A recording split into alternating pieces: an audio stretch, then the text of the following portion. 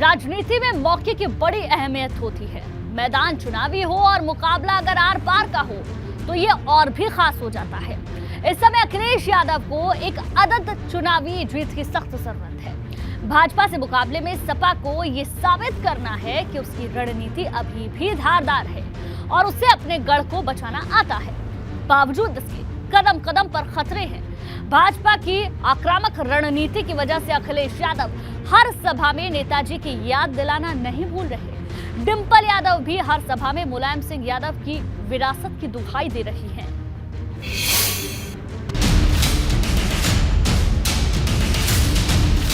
मैनपुरी में भाजपा की कोशिश समाजवादी पार्टी के 26 साल पुराने सियासी किले को इस बार ध्वस्त कर देने की है। भाजपा ने इसके लिए पूरी ताकत लगा दी है।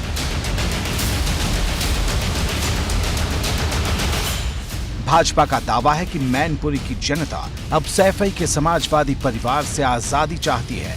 आरोप है कि समाजवाद के नाम पर सिर्फ परिवारवाद की राजनीति हो रही है और अब भाजपा इस उपचुनाव में महाविजय से इसे खत्म करेगी। भारतीय जनता पार्टी आदरणीय प्रधानमंत्री नरेंद्र मोदी जी की गरीब कल्याण नीतियों लेकर जन जन में है। लॉ एंड ऑर्डर के लोग सराहना कर रहे हैं आदरणीय योगी जी का। भाजपा ही जीतेगी, कमल खिलेगा प्रचंड बहुमत से। मैनपुरी लोकसभा उपचुनाव जीतना समाजवादी पार्टी के लिए इसलिए भी जरूरी है कि फिर चाहे आम चुनाव रहे हों या उपचुनाव, सपा के हिस्से में हार ही आई है और ऐसे में पराजय का सिलसिला तोड़ने के लिए समाजवादी पार्टी ने इस उपचुनाव में पूरी ताकत झोंक दी है। आजमगढ़ और रामपुर के जिस तरीके से नतीजे आए हैं, उसके बाद मैनपुरी का उपचुनाव समाजवादी पार्टी के लिए करो या मरो की स्थिति हो गया है और ये मैसेज समाजवादी पार्टी को देना है कि मैनपुरी उसका अभेद्य किला है और यहाँ परचम हमेशा फहराता रहेगा। ये चुनाव जनता लड़ रही है और जब जनता चुनाव लड़ती है तो बड़ा परिवर्तन होता है। अखिलेश और शिवपाल के बीच चल रही खींचतान में भाजपा को बड़े मौके की आहट पहले से नजर आ रही थी।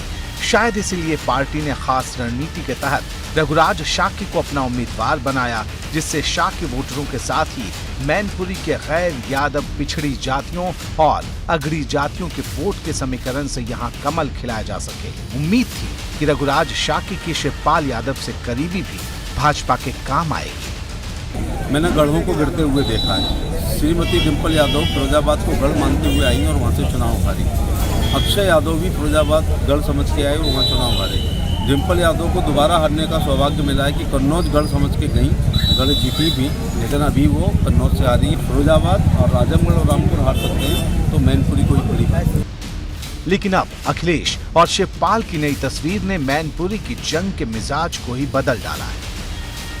जनता सर्वोपरि है, तो उसी जनता की बात को सुन के माननीय राष्ट्रीय अध्यक्ष जी ने और माननीय शिवपाल सिंह जी ने सर्वोपरि मानते हुए उनकी बात को स्वीकारा है और एकता हुई है। और मुझे लगता है इसका परिणाम आने वाले सिर्फ उपचुनाव नहीं बल्कि आने वाले 2024 के भी जो चुनाव होंगे उसमें आप लोगों को दिखाई देगा। विधानसभा और एक लोकसभा सीट पर हो रहे उपचुनाव को 2024 के महासंग्राम से पहले 2020 का ट्रेलर बताया जा रहा है। भले ही इससे आम लोगों के मिजाज का पूरी तरह से पता ना चल सके, लेकिन वोटरों की सोच का अंदाज़ा ज़रूर लग पाएगा और साथ ही इस बात का भी अंदाज़ा लग जाएगा कि आने वाले समय में चुनाव में लड़ाई की असली धुरी कौन से मुद्दे बनेंगे। मैनपुरी की इस जंग पर सबकी नजरें इस बात को लेकर टिकी हैं कि भाजपा अखिलेश के इस नहले पर अब कौन सा दहला मारती है।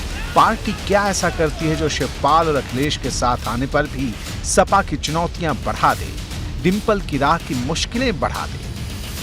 बीजेपी कितनी बड़ी टक्कर देती है और कितना शिवपाल सिंह यादव दिल से अखिलेश यादव के गुट की मदद कर सकते हैं, ये देखने की बात होगी। निश्चित तौर पर इसका जो इस चुनाव के जो नतीजे हैं वो उत्तर प्रदेश की राजनीति में आने वाले दिनों में बड़े असर दिखाएंगे।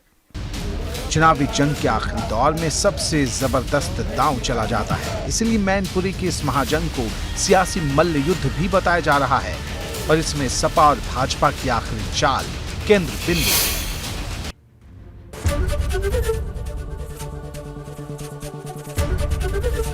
एबीपी गंगा, खबर आपकी, जुबान आपकी।